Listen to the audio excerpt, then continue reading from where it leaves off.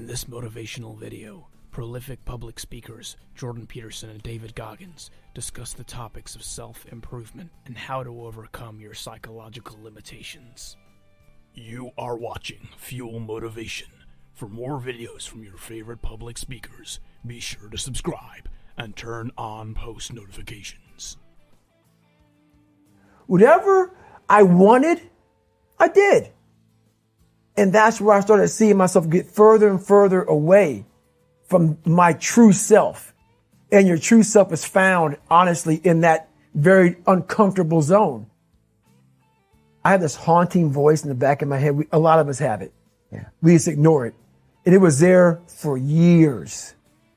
So I knew in the back of my mind that I could pull off this whatever I wanted. I knew I could. You knew you could. I knew that, but I was afraid of the work because I wasn't gifted with brains. I wasn't gifted with God-given talent as far as like athleticism. So I knew to get to where I had to go, to be in the same playing field as these men, to even try out for this program, I knew the work was going to be something that I didn't want to even attack. So I was just putting it off. But yet you did it. Because it haunted me. Okay. The voice in my head said, you know what, man? You're going to die never even trying to reach your full potential. I believe in a higher power. Don't know the name, don't know where it's coming from, don't know anything like that. But I believe that this power, and visualize with me real quick. Let's say it's a man up there or a woman, whatever, and they have a chart. And when you're born, they say David Goggins, born February 17th, 1975 at 6 a.m. They write the chart down because they can see everything. They know exactly what you're fucking supposed to be. They know what you're supposed to be. You die, you go to so-called heaven. You arrive at heaven, I'm 300 pounds. I retired as an Ecolab guy, which is okay, just a job, whatever. I go up there and God looks at me and he shows me my chart. And my chart on there says you were supposed to be a Navy SEAL. You're supposed to weigh 185 pounds. You're supposed to be one of the smartest people on the planet, this, all this. You see this. And now you're in heaven, you made it to heaven, but you're like, God, Doc, I was supposed to live that life. I was supposed to live that life. And then you find out that the reason why, because we all think that if we pray on it, if we do this, if we do that, whatever, we don't work, we just, whatever, it's going to magically happen for us. No. I believe that when I'm all said and done with, my whole job is to outwork the chart. Whatever the fucking chart says about me, the all-knowing power up there, I want to get up there and say, him look at me and say, I know everything. I didn't fucking see this. I didn't fucking see this. I want to feel that. I want to get to the other end of this fucking world, and however I'm being judged, whoever's judging me, to look at me and say, I did not fucking know. I had you at 185, I had you at this, but all this other shit, I was riding as you were living it. I want to find more. All I can. And in that fucking sack of shit, you have to dive in that to find more. Because if you're not willing to go in there and face yourself, you're not going to find anything. You're going to live right here on surface, man, right here on surface. So if there is an ending to this world and there is somewhere to go and there's a judgment, you're going to get there and you might see a chart. And that chart may tell you who the fuck you should have been. And now you get the rest of your life to think about that. Man, I could have lived a much better life if I just would have just suffered a little bit more. If I just would have went in that shit and realized I had so much more. But fear and the 40% and living here versus living here, being afraid, stop me. What could you do to improve yourself?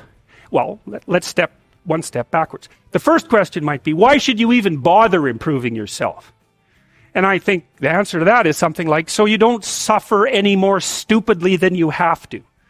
And maybe so others don't have to either. It's something like that. You know, like there's a real injunction at the bottom of it. It's not some casual self-help doctrine. It's that if you don't organize yourself properly, you'll pay for it. and in a big way, and so will the people around you. Now, and you could say, well, I don't care about that, but that's actually not true. You actually do care about that, because if you're in pain, you will care about it.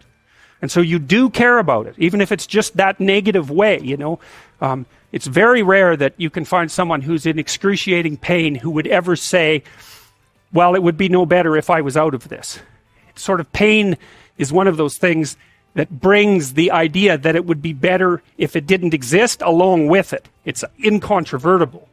So you get your act together so that there isn't any more stupid pain around you than necessary. Well, so then the question might be, well, how would you go about getting your act together?